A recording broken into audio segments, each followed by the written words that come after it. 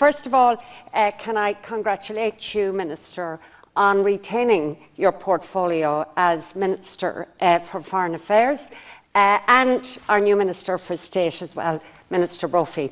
Also, seeing that congratulations are in order, I'll get it all out of the way at the beginning, on Ireland's success in ensuring a seat at the UN Security Council for the next 2 years. And I'm pleased to see, Minister, that in the estimates you will be increasing our resources to civil society and human rights defenders at the UN. And they will certainly be raising issues around human rights, LGBTI issues, gender equality and women's political participation in post-conflict reconciliation and disarmament. And I suppose what we all want to see at the end of Ireland's term is that we can point to our role in ensuring positive outcomes, especially in the area of human rights. Now, one section in your revised estimates refers to advancing Ireland's interests in negotiation of EU legislation and other decisions. And I was listening to your contribution on the big screen downstairs, and you specifically mentioned the German presidency and its priorities. And you also mentioned working with the European Commission on negotiating the budget, the MFF. But in a way, that sort of makes my point, because you didn't mention the European Parliament. Now, I know that, like myself, you're a former member, and I do want to acknowledge and applaud the work of the previous government in engaging with MEPs and briefing them, very often on the big ticket items. But I think, Minister, we need a change in the mindset. We certainly need a tweak, because very often, I think, the Parliament is seen to be of lesser importance. Now, you were an MEP. You know that in the legislative framework, it's like a three-legged stool. You've got the Council, you've got the Commission, and you've got the Parliament. And you also know that any strong rapporteur leading for the Parliament, and I see myself as having been one of those, can have a real influence on the detail and the minutiae of European legislation. It's not the headline stuff, it's not the big ticket items like the figures for the CAP or the social fund. It's detail as to how that budget is spent, whether it's the CAP or the social fund or the microfinance fund we were discussing here this week.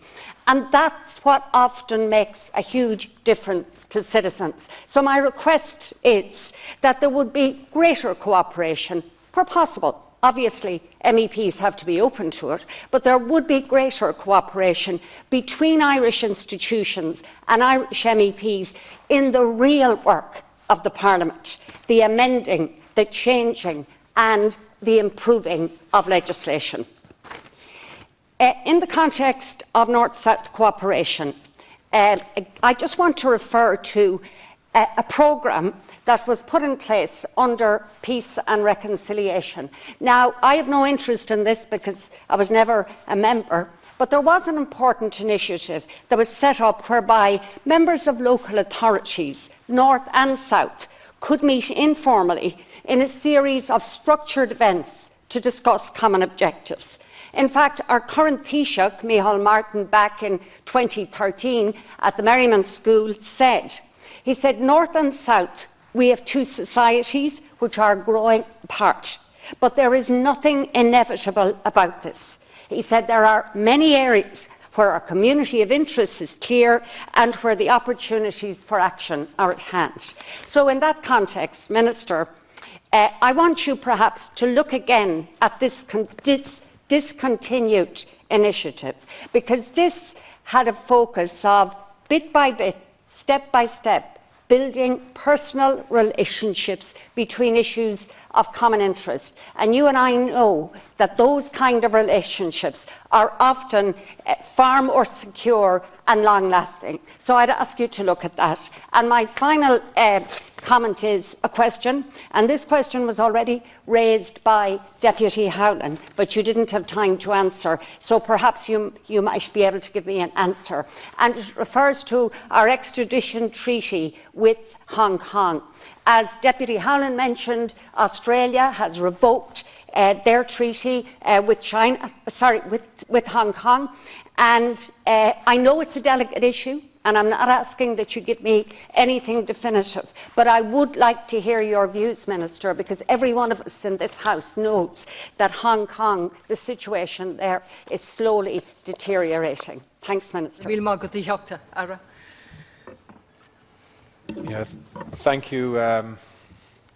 Let me just try and deal with some of those questions. First of all, thank you for your comments in relation to the Security Council, and I can assure everybody in this House that we certainly did not aspire to be on the Security Council again just to sit there and to win the competition. To actually take a place on the Security Council, we want to be there to make a difference, and we want to use all the influence we have and the capacity to bring people together and build bridges within a Security Council that is quite divided right now, and has been unable to make key interventions and decisions at very important times, where the veto has been used and abused, in my view, in a way that it shouldn't be. So I think we have a lot of challenges, and we are right now putting together, I think, a very proactive agenda for our Security Council tenure, which will